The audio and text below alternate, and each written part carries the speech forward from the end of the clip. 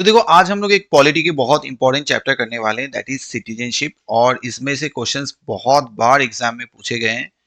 तो इसको थोड़ा सा डिटेल में समझ लेंगे। कैसे हम लोग को सिटीजनशिप मिल सकता है, कौन से आर्टिकल इन्वॉल्व है, कौन से पार्ट इन्वॉल्व है और क्या क्या है, सब चलो जानते हैं। तो सबसे पहले देखो, सिटीजनशिप जो है इंडिया में दैट इज सिंगल है और यूनिफॉर्म है। मतलब यहाँ पे ऐसा नहीं होता जैसे यूएसए में आप देखोगे जहाँ पे स्टेट्स का अलग सिटीजनशिप होता है और सेंट्रल का अलग है। ठीक है, वैसा हम लोग का यहाँ पे नहीं होता है।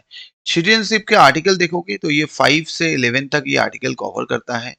और ये पार्ट 2 में हम लोग क्या आता है, तो दोनों ही क्वेश्चन आपको पूछ सकता है कौन से आर्टिकल में है और कौन से पार्ट में है। ठीक है, तो ये दोनों आपको क्वेश्चंस आ सकता है।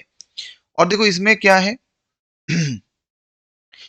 citizenship of India granted to every person who domiciled in the territory of India at the commencement of the constitution and was born in the territory of India। तो समझ लो एकदम सिंपल भाषा में, जो कॉन्स्टिट्यूशन जब commencement हुआ मतलब 26 जनवरी 1950 को, तो उस टाइम जो भी इंडिया के डोमिसाइल थे या इंडियन टेरिटरी में बॉर्न हुए थे, वो सभी citizen of India, either of whose parents were born in territory of India for not less 5 years immediately preceding the commission of India। ऐसा भी हो सकता है 5 साल से ज्यादा कम ना हो, वो भी हो सकते हैं।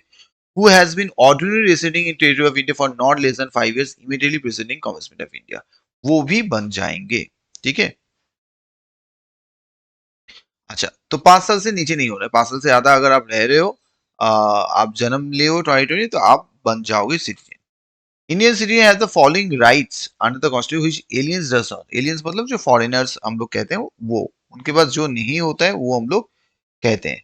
तो यहाँ पे जैसे क्या क्या राइट्स है, सबसे पहले देख लो। सबसे पहले राइट है सम ऑफ द फंडामेंटल राइट्स, जो पार्ट 3 में आर्टिकल 15, 16, 19, 30 और 30 ये आपको मिलेगा, जो उन लोग को नहीं मिलता है।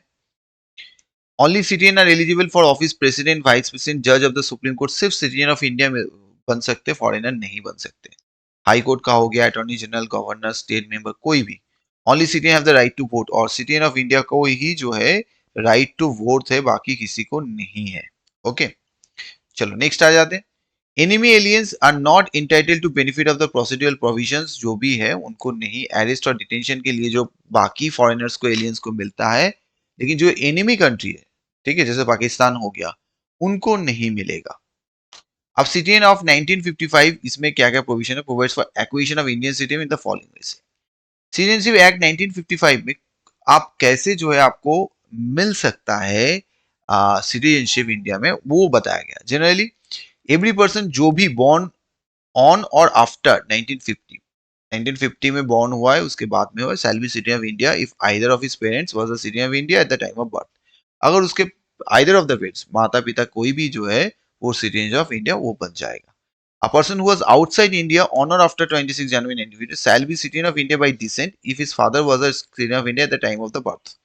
मतलब मान लो कोई भी बच्चा है वो बाहर में है, यूएसए में है, कनाडा में है, लेकिन उसके पिता जो है वो सिटीजन थे, तो वो बाई डिसेंट हो जाएगा। ठीक है, a person can apply for and get registered कर सकते हैं, अगर कुछ कंडीशंस दिए हुए हैं आपको सिटीजन मिलेगा। जैसे आनंद स्वामी जो है उनको मिला था, तो आपको अप्लाई करना पड़ेगा, फिर आप जो है मिल सकता है आपको। A person residing in India for more than 7 years and having adequate knowledge of a constitution recognized Indian language can seek citizen by naturalization। ये तो है रजिस्ट्रेशन। और एक होता है 7 साल से ज्यादा आप हो यहाँ पे रह रहे हो, बाकी जो भी लैंग्वेज है उसको बारे में आपको पता है, तो आप भाई नेचुरली सिटीजन हो जाओगे। अच्छा, naturalisation he provided he not a citizen of a country where Indians are prevented from becoming citizen by naturalisation.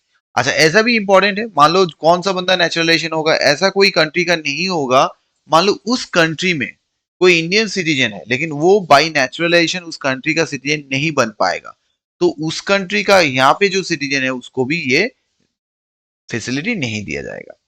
If any new territory become a part of India, the person of the territory become, जैसे मान लो अगर आज कोई भी territory India अपने ले लेता है, अपने ऊपर अपना जो है कंट्रोल ले लेता है, तो उस टेरिटरी का भी पूरा सिटीजन जो है इंडिया का सिटीजन हो जाएगा।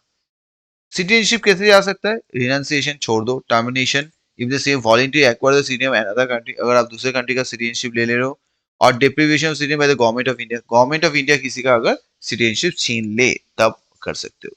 तो बहुत इंपॉर्टेंट है, देखो ये जो भी डिस्कस हुआ है क्वेश्चंस आते हैं। इसके साथ जो सिटी अमेंडमेंट एक्ट 2019 सीए, जिसके लिए बहुत ही हंगामा हुआ था, बहुत ज्यादा जो है इसके लिए प्रोटेस्ट हुआ था, आगजनी हुआ था, वो हम लोग समझ लेते हैं। देखो सिटी अमेंडमेंट बिल 2019 पास पार्लियामेंट में with Rajya Sabha approving on December 11, 2019। 125 member support किया था लेजिस्लेशन, 105 ने अपोज किया था। इसमें देखो लोकसभा में भी आप देखोगे 311 member have voted in favour, 80 member opposed it. इसमें क्या है, to make illegal migrate of 6 country, bill amend citizen act to make illegal migrant जो भी थे 6 कंट्री, बेसिकली अफगानिस्तान, बांग्लादेश, पाकिस्तान, उनको जो है एलिजिबल सिटीजनशिप दिया था। कौन से कम्युनिटीज थे, हिंदूज थे, सिख्स थे, बुद्धिस्ट थे, जैन थे एंड क्रिश्चियन थे, इनको दिया गया था। The bill seek to relax the requirement of resident in India for citizen nationalisation, 11 साल को घटा के 5 साल कर दिया गया था। जो 6 रिलीजियंस और 3 कंट्री के थे, मतलब बांग्लादेश, पाकिस्तान, जो 6 कम्युनिटीज थे बेसिकली 3 कंट्री के, जो वहां पे माइनॉरिटीज थे, बेसिकली ये हुआ क्या था, वहां पे जो भी माइनॉरिटीज थे उनको एक दिया गया थ्रू नेचुरलाइजेशन। मान लो 11 साल में अगर आप 5 साल रहते हो तो आपको मिल जाएगा।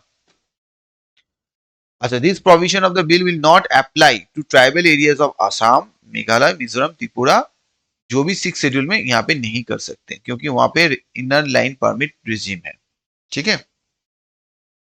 अच्छा, only those migrant from the aforesaid country will be eligible for Indian citizen who enter on or before 31 December, तो इससे पहले जो आए हैं उनको मिल जाएगा, मतलब वही 5 साल क्राइटेरिया पूरा कर रहे हैं। द प्रेसिडेंट अकॉर्ड, ये बिल जो है 2000 दिसंबर 2012 2019 में प्रेसिडेंट, क्योंकि प्रेसिडेंट जब तक साइन नहीं करता, क्योंकि यूजुअली बिल क्या होता है, आप मान लो कोई भी बिल लोकसभा से पास हुआ, राज्यसभा से पास हुआ, फिर आपका जो ये बिल प्रेसिडेंट के पास जाना पड़ेगा, तब जब प्रेसिडेंट साइन करे तभी जाके ये होगा। ठीक है।